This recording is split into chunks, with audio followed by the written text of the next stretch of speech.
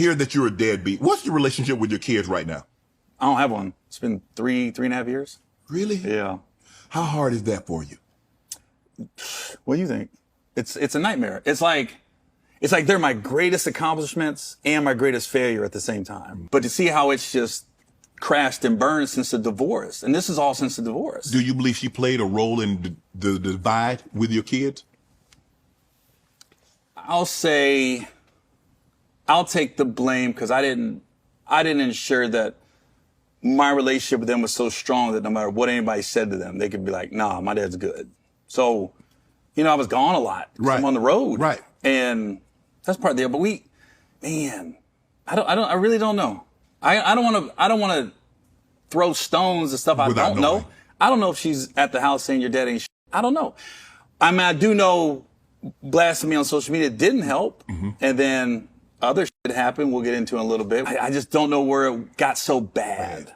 You know what I mean? That I'm just literally the worst human being on the planet. And it's funny, I ran into my ex last week. We was on a plane. I'm on a plane from Atlanta to Cincinnati. Come on, Gary. I ain't got no reason to lie now. I just said I cheated. That's been the freaking elephant in the room. So I got nothing to hide anymore. So I'm sitting there and I sit on a plane and I go, ain't no way this is happening. Ain't no way this is happening. That's what I'm saying. I went I was in the window like. You like a kid. You like a kid looking out the window. Yeah, that's my bag. So she didn't see me when she got on the plane. We go to baggage claim. She sees me. She comes up. We start talking, asking her how do we get this right with the kids? And then I keep telling her look, when they call, I'm there. Mm-hmm. I don't care if I got to show them, cancel it. The minute they say, Dad, I'm ready to talk, I'm out. Right. I'll go to where they're at. So when I talked to her about the kids, I told her, I said, I wish you would help just facilitate say it's time. It's time because they do listen to you. Yes. Enough. Mm-hmm. There's no abuse here. There's no mental abuse. There's no physical abuse. They had a great childhood. Yes. Great private school. Paid for my daughter's college. I mean, just stuff you're supposed to do if you have it as a dad. Right.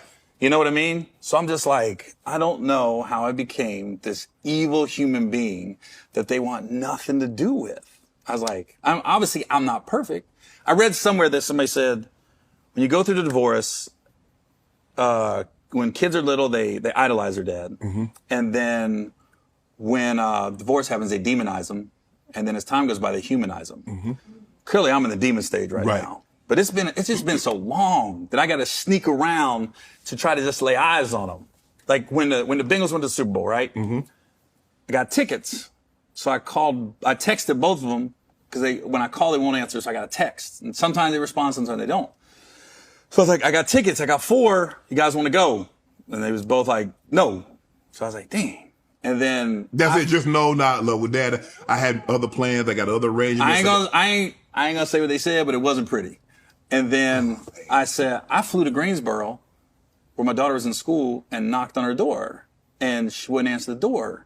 And then my ex ended up calling and was like, my road manager was with me. She didn't know he was with me. She called my road manager and she was like, why is he at the door? Why is he at the door? So she's looking at the door to see? No, my daughter called. That's what I'm saying. So she's like, why is he at the door? Yes. And he's like, he's just trying to see her. She goes, no, it's not time. She's not ready. She said, write a letter and put it in the mail. I go, what? People still write letters? This ain't 1985. Yeah. You know what I mean? Yes. So that happened. Then I found out she was flying. I found out one of her flights one time. I ran into her at the airport and I was like, I kept my distance. I didn't run up on her. And I waved and she waved back. And I was like, oh, want to have a shot here? And then she dipped in the bathroom.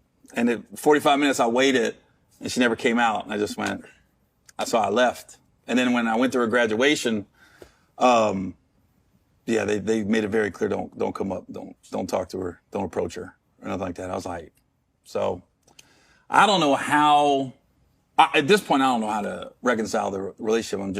I'm just letting them know that I love them. I'm proud of them. And whenever they call, I don't care where I'm at. I'm there. I've told them, I said, you want to go to Hawaii? You want to go to Dubai? Where you want to go? Because we can go. We can go somewhere so far away and just sit down and have it out. So I literally don't know what to do at this point.